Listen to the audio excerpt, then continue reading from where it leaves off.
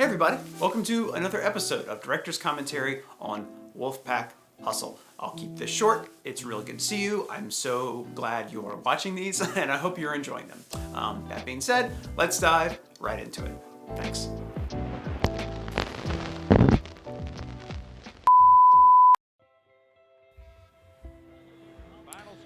So, starting this episode with the end of a loss. So, a couple different reasons why we do this sometimes is just to, obviously, we're setting up context. So, we're setting up context to come back from something. A lot of like narrative shows do this. They'll do, like a previously on kind of thing. So at the end of the last episode, we had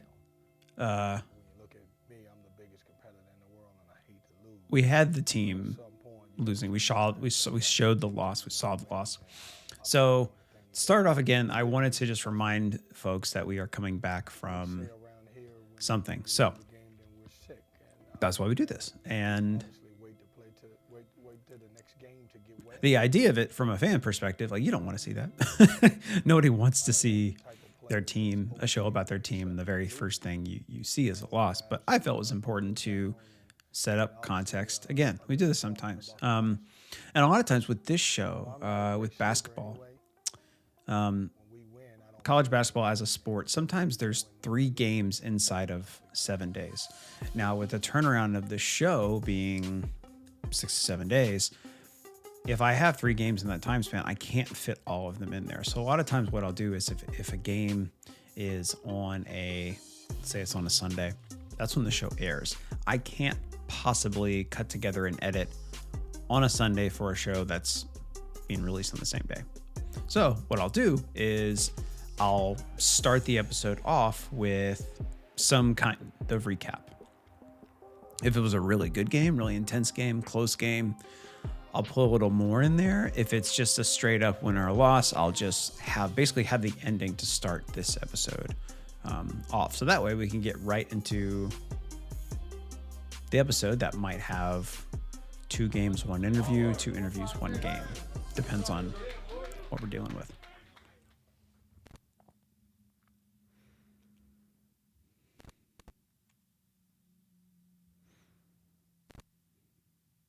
So we're in chapter 4. I think subconsciously the whole idea of volumes and chapters, and because this is like Coach Keats's first season as the NC State head men's basketball coach, I wanted to chronicle the journey, and I thought the best way to do that was kind of treat it like a novel, a serialization. So the idea of volumes and chapters, that's where that came from. Building off of that, as we get into later seasons, I transfer the aesthetic to more of a graphic novel or a comic book vibe. So some of our graphics have a little bit of that pop art to them. We have a little bit more graffiti, like it's illustrated. It's kind of neat. So, yeah, I was any kind of creative lens I can see this through. I try to search for what the right one might be. So for this episode, we're first 4 episodes. Usually, I won't even say 4. The first episodes of a season, we focus on assistant coaches and sometimes staff. So here we're dealing with another assistant coach, Takeo Siddle. He is currently the head men's basketball coach at UNC Wilmington. And so, yeah, it's his turn to shine. It's his turn, or it's our turn, I should say, to get to know him and where he came from. From him being a player to an assistant coach at various schools, and then now being an assistant coach at NC State, and then going on to being a head coach at UNC Wilmington. Kind of cool to see that journey, to chronicle what's going on there. I was listening to the last episode too. We had A.W. Hamilton, who was assistant coach and then went on to be a head coach. So it's pretty cool. And then you almost got clipped again. Just stay up. Stay up. Take this away right here. Good. Square your shoulders up. Square up, Braxton. There's so many benefits to having a really active and talkative coach when you're filming practice and you have them mic'd up, just because you're given so much footage to use. Sometimes you gotta, like, you might be able to might have to go through it and dwindle it down. And if there's a lot, then that can take a long time. But if, let's say, like I mentioned before, if you're struggling to kind of fill time, like, lean on the access stuff. Use mic'd up segments. Use natural ambient sound when you're showing practice or game or something like that. It can add a different kind of color, different kind of aesthetic or flair to whatever you happen to be working on. Towards the end of my senior year, I really sat back and, was thinking, what am I going to do when I get done? I don't think I want to play anymore. It's kind of a cool chair. So what am I going to do? I always wanted to stay around coaching. Some of the young men. So it's a weird thing, but some of the chairs the coaches have in their offices are chairs they have in their offices are kind of nice. It's kind of a nice, cool chair. He had a coaching position. It's got the older logo on the headrest there, but other than that, it's pretty cool. It's a guy that I always said that I wanted to learn from, and he worked some things out and got me. So one thing that I kind of go back and forth on as far as how I'm going to treat it is when I incorporate photos into whatever I'm making. This kind of the standard news or sports show recap show incorporation of photos is to show the photo as kind of its natural resolution on screen, and then behind it is a larger scale version that is blurred out. So it kind of fills up the screen and provides kind of a border of the picture itself with a different version of the picture. Sometimes I think that's kind of cool. Another thing people do is they just blow up the picture to fit the frame no matter what the original resolution of the photo is, and they set some motion to it. It's commonly known as the Ken Burns effect, where you keyframe the scale, you keyframe the position, and just have it enlarge or shrink or move around or stuff like that. Another thing that a lot of people do as well, and I played around with in these earlier seasons, was just showing the picture without any background and without scaled up. So it's just in the middle of the frame, and it's behind it is either a black or a white color or frame. Depends on the vibe you're going for. Each interpretation of using a photo just has a different effect. Sometimes a stagnant, smaller photo can seem boring, but at the same time, it also has the potential to really focus your attention on this one thing, as opposed to having a picture that has some movement to it, which kind of just feels like you're watching more footage and not really paying too much attention to it. Like if you want to call more attention to the photo, you can do that by how you frame it, how you showcase it. So already we're getting into a highlight. So we're about halfway through our second segment. So this is the time for the game. So yeah, got some highlights here. Bats curls down the lane, goes to the basket, flips it off to a boot for a two-hand slam. I can't thank y'all enough for checking out this episode of Director's Commentary. If you are enjoying what you are watching and you want to help support some of the stuff that I'm making, I would deeply, deeply be humbled if you considered becoming a patron. You can check out the Patreon link in the description below. Becoming a patron comes with all kinds of cool perks, and it helps me make more stuff, both in quality and in quantity, and it really would just mean the world to me.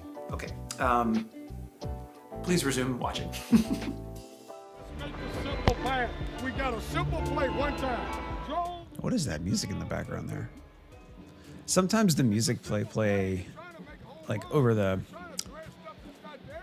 video board, or sometimes the music that the band happens to be playing during a timeout that I'm trying to film can really cut through and no longer becomes background noise. It becomes foreground noise. So you're paying more attention to the music in the background as opposed to what coach's message might be or what the players inside the huddle or it might be. And so that can be frustrating sometimes, but you just have to roll with those punches. So we showed a fair amount of highlights here, both from state and from, looks like it was, forgot what school that was, but the Colonel's what it was. So there is, every once in a while, I am, like you saw from that slate, I am not allowed to enter the locker room. This season of filming men's basketball was the first time that it ever happened to me. Normally, I don't anticipate. I don't choose to go in or not. I always say that I'm going to go in. That's my mission. That's like I'm on autopilot. I'm always going in a locker room at halftime. I'm always going in at the end of the game. In those moments, during this season, I was either denied access, or once I was in there, I was asked to leave. Early on, I was. It wasn't even addressed to me as a person. It was addressed to my camera. So it was like, get that camera out of here. And to a new staff, when things aren't going quite as well as you want them to, it's understandable. It's an understandable expression of frustration, despite the fact that I'm just trying to do my job. I don't get angry about it or anything like that. It's just something that happens.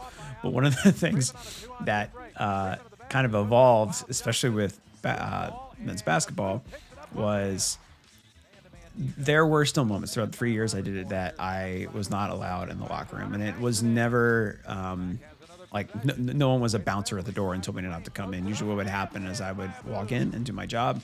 And then as the team, as the staff got more comfortable with me, as Coach Keats got more comfortable with me, he would like tap me on the shoulder and just kind of like motion for me to leave. Or he would just like quietly ask, hey, let me just have a minute or something like that.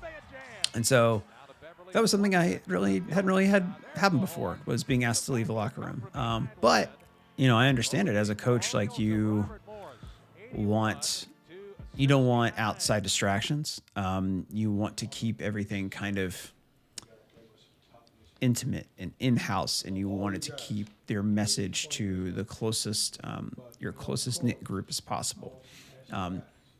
And when there's a camera in there, sometimes that gets in the way, and I totally understand that. If you are someone who is documenting something, if you are being a documentarian about a specific thing,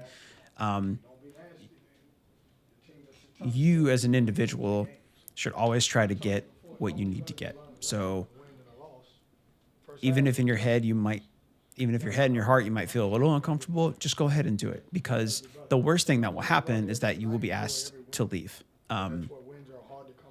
In my experience, at least. And that's it. And then if you do that, just oblige and leave. There's been a couple instances, I want to say, watching Last Chance U, specifically the basketball episodes, where you don't often see a coach or a player say, hey, no cameras or whatever, but there are moments where you will notice that the camera is maybe not actually shooting anything specific, but it's just kind of on the ground and you hear stuff in the background. So that's kind of a loophole to capture the audio of something. And sometimes that can actually be really impactful, just to hear what's going on and all you're seeing is like an empty locker or something like that.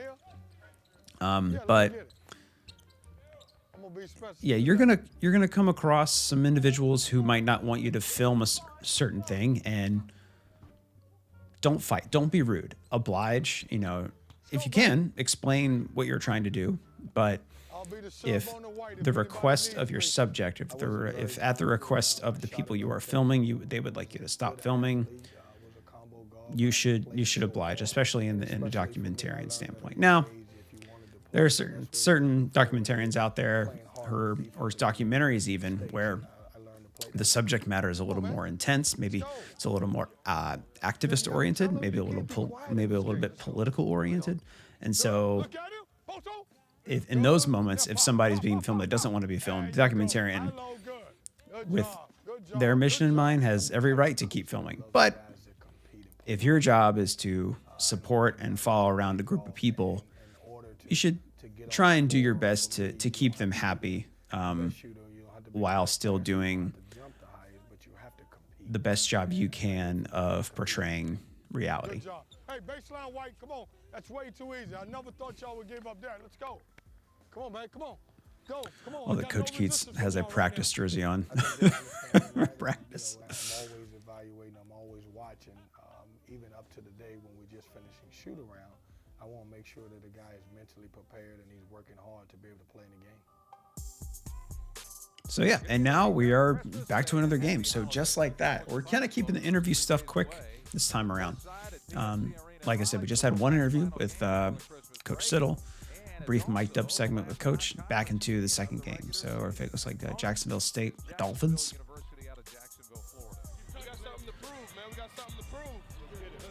So we're hoping this game goes better than the first, even though the first game was a win. I'm hoping that I'm allowed access to halftime and locker rooms. That's what I'm focused on. I mean, obviously I want the team I'm covering to win, but at the end of the day, I got to do my job, win or lose, good or bad. Left to the lane to a boot, turns, jump, hook up, rattles in. Notate drives on Dorn to the basket, shoots a runner, glass and good. Right before the shot clock ran out. So the camera we have, it's kind of a high angle camera. Its color isn't going to match the rest of the cameras that we're using because I want to say that during this season, every camera that is filming something is a different camera. It's a different brand of camera. It's a different media format of a camera. So trying to match all those colors in post is a pain in the butt. However, that's what we got to do. And sometimes it doesn't work, and sometimes I just don't have enough time to do so. So like here, this angle down here, color's a little less saturated, not as bright, not as much contrast. When you cut to the high angle, you notice that there's an immediate change. Things look a little bit brighter, they pop a little more. I like that quote. When do you got to learn? Nice little pass fake there by Beverly. To the Hint drives left baseline around Braxton. Beverly puts it up. That's blocked. Oh, that was a nice block. Picks it up in the corner, and here comes State from right to left. Into the front court against Hint. Throws a long pass in the corner to Hunt. 3 ball on the way. Got it from the left corner. Timeout, Jacksonville University. 29-15. Ball knocked away in the backcourt by Sam Hunt. He picks it up. He drives the basket. Fast break layup good by Hunt. Sam Hunt highlight reel there. Back to back to back plays. Now to Helgland, shot clock at 4 to Rubio. Fires a long bomb. Good, a 25-footer against the 2-3 zone to the high post in your 7. Back to Beverly. Still some audio issues dealing I'm dealing with when I'm cutting this together. You can hear Gary Hahn's voice just kind of get like cut off all of a sudden. I try to do a better job of that, making it a little more organic, making it a little more fluid. Oh,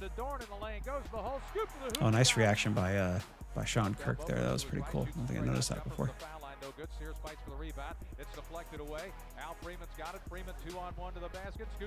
That was smooth. Gets his own rebound, tries to feed it back to the point. Picked off by Bass. Bass against Rubio, leaves it off for Dorn. Fast break jam. Now, I don't know if you noticed that there, but from the floor angle, we saw LeVar pass the ball back to Torrin. He dunks it, and then, but cutting back and forth. So first we see the pass go back, and then I cut to a second angle, and we see the pass again. So one of the things that I like to do, especially with sports, is I don't necessarily like to cut right on the action of something. See, like there, we basically saw Malika Boo dunk that ball twice.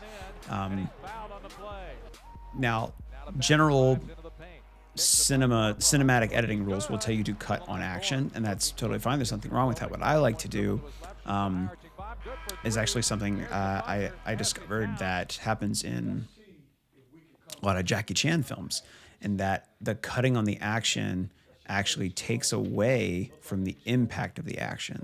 So what's done in his films and other martial arts films is that you see, let's say you see a punch, and then the cut to the second shot, that second shot is actually 3 frames before the punch. So you see the punch twice, but the way your brain registers it is it registers it as one longer, more impactful hit. And so I tried to incorporate that with these documentaries sometimes. Now, in the examples you saw in this, it was a little different. It wasn't exactly 3 frames. It was almost even like a full half second, just to see the action again. But I think it's kind of cool every once in a while to see an action over again, just from a split second rewound from a different perspective. I think it adds more energy. I think it adds more impact. And I think it's just cool sometimes. You don't do it every time, just on the big plays.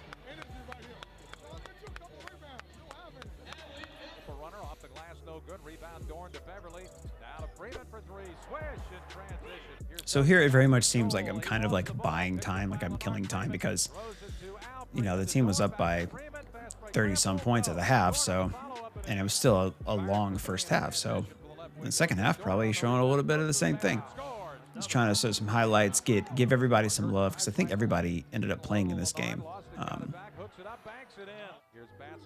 So, and these are these games where these are these like non-conference games in December of the season where your opponent might not be as strong as your conference opponent that you have coming up. So the likelihood of younger players, the likelihood of non-scholarship players getting in the game is more likely. So any opportunity I can use to showcase that before we get into a more strict schedule, I'll take that, because everybody deserves a little bit of spotlight if you're on the team, no matter if you're scholarship or not.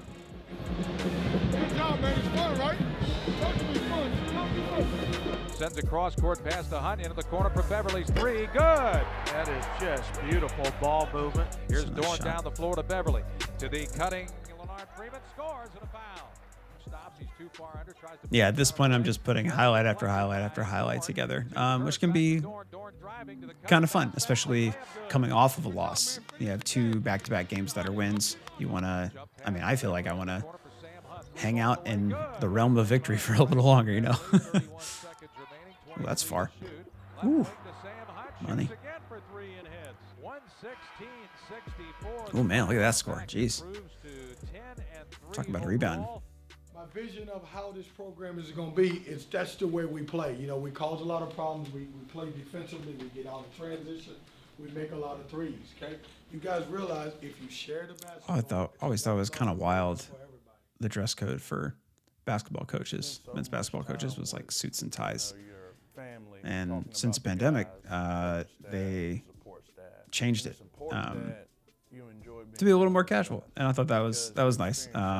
But sometimes I do miss seeing all the coaches decked out in their best, you know. The guy beside me has my back, no matter what. Win, lose, draw, no matter what, he's got my back. Chemistry is everything.